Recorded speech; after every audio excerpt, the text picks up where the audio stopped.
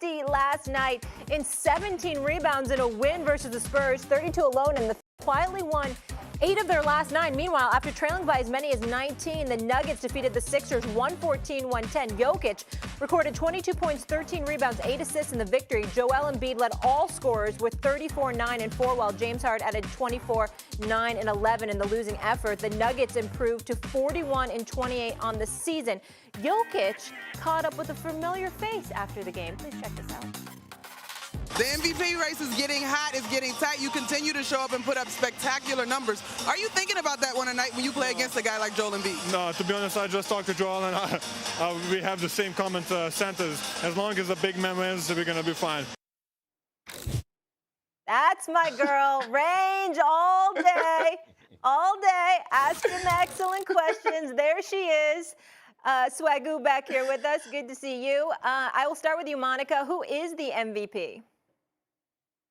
Gosh, Molly, we've talked about this on the show a bunch, and it is definitely fluid. This morning, my MVP is Nikola Jokic. After that performance last night, guys, he got off to a little bit of a sluggish start, particularly in that first quarter, but it wasn't even so much about his scoring, although he did that in quite eye-bugging, eye-popping fashion. Those passes last night, I mean, to see them in person, the dimes that he delivered, I mean, and it's not just an assist, but it was the time with which he was finding guys when the Nuggets needed so desperately to close a lead. They got down as many as 19 last night. And so just his feel for the game, his presence, the way he energizes his squad. I was talking to some Nuggets players prior to the game, one in which Jeff Green, who is well-traveled in this league, and he talked about Jokic being the most easygoing, unselfish superstar that he's ever had the opportunity to play alongside. So right now, the 56 double-doubles this season, like, the numbers speak for themselves. I'm going with Nikola Jokic at this moment.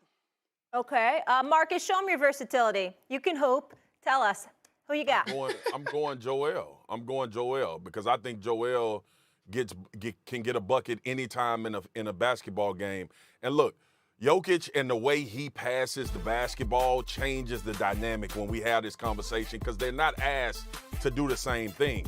But I see ability, and the ability of Joel Embiid to me is up there as far as talent with any big man that's ever played the game and stepping out to three-point range and being consistent over 30% from behind the line. I understand why this is such a hard argument because these guys do different things for their basketball team. But I'm telling y'all right now, if I got to take a big man first and I have to start a team and build it around him, it'll be Joel Embiid for me. Because I think he's an unstoppable force. Jokic, at times, to me, is a little slow, a little lethargic, and when you get to the offensive end of the floor, Joel Embiid is the guy that you and Stephen A would take. Stop playing, Monica and Essa. Well, Marcus, here's why you're so flagrantly wrong. Because you didn't answer the question. The point is, we didn't ask a question about. I would prefer Embiid too, because I understand that as a talent, this brother might. I mean, as a talent from the big man position. I just assume we four smart people on first take, and the guy I talk about is the guy I choose for the MVP. Hold on. Watch Odd Couple. You understand Felix Unger, Oscar Madison from back in the day, and when you assume. Okay, you make an ass out of you and me. Okay, that's what it means. Or you. And so the point is that you didn't answer the question. The point that I'm trying to make to you is this: Embiid as the big man we would prefer. I'm totally with you 100%. I got that. That doesn't have much to do with the discussion right now about who is the league MVP. You're talking about Jokic averaging 26, 13, and 8. Shooting 57% from the field, over 35% from three-point range. The brother is 41 and 28. There is no Jamal Murray. There is no Michael Porter Jr. He can't jump onto a curb, okay? Yep. He can't jump from the street to the curb, and no one can stop him. It's unbelievable. Nobody can stop him. And then it gets better, Marcus. This is where we got, because I had Joel Embiid weeks ago. Well, guess what? Matchups matter. And they trade for Harden. Before Harden arrives, they're down by 50 to Boston. 50 in Philly. Harden arrives. Big time game against Brooklyn. You get smoked by 29. Last night, you go up against Jokic. Y'all in the playoff picture together. It's a 5-horse race. It's Jokic. It's Embiid. 19, it's DeMar Stephen A. DeRozan. It's Giannis. It's Ja Morant. What happens? You up 19, and the brother comes back on you. What I'm saying to you is this. As a person who has a vote, I vote, and I'm telling you, this matters. I'm looking at moments. I'm not saying that one is better than the other or whatever. I mean, everybody, you pick your poison because they're both elite.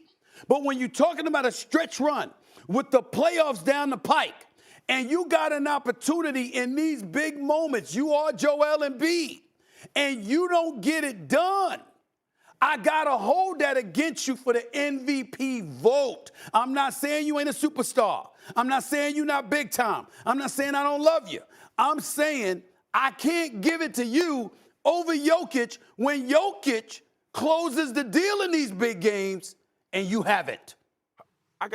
So my question is this. We just watched the game last night. Yeah. All right.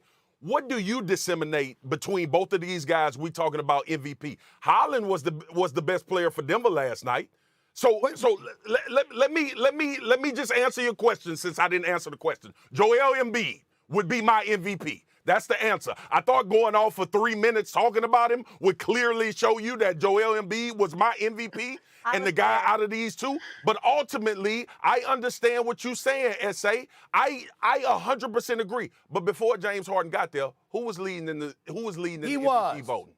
But He the was. The race is so But it was close tight, now. Marcus. Now. It was tight. Yeah. Are y'all looking at these same stats I'm looking at on TV right now? Yes. Did Joel Embiid do enough for his team to win the basketball game? Yes. But So what? Time out. Actually, but no. So did I'm gonna answer Jokic. no. But so did Jokic. 34. And the difference is he won and they lost. And he showed up. And then he showed up. And even in big games against Golden State and others, he showed up. What I'm saying to you is as the race tightened, those losses matter. These games matter. Okay. Yeah. All right. Listen up, y'all. We'll have much more on this later. Monica, you were asking the questions last night. I have more for you in just a minute. So you sit tight. We'll come back to you after the break. But I have a football subject I want to get into with you. The jacket is pretty fly. Thank you. You know, I got to give Yeah, I credit got to- the- It I looks didn't like a get the little gray blue corduroy memo. joint working for you. Thank you. It is fly, but we do know we got on the fly blazer. You didn't have to do that. I mean, I'm just saying. You didn't have to do that. We do That's- know. You That- could I have know. left Is it this a at commercial Molly. coming up? What's And going Jack on? Yeah, looking you know what? He's phenomenal. growing in the fact that he complimented me, but yeah, he still he still has to know. be Stephen A. I just thought it was important to throw that out. Okay. Let's go. Thank you. Yes, I'm trying to wear my winter outfits one more time.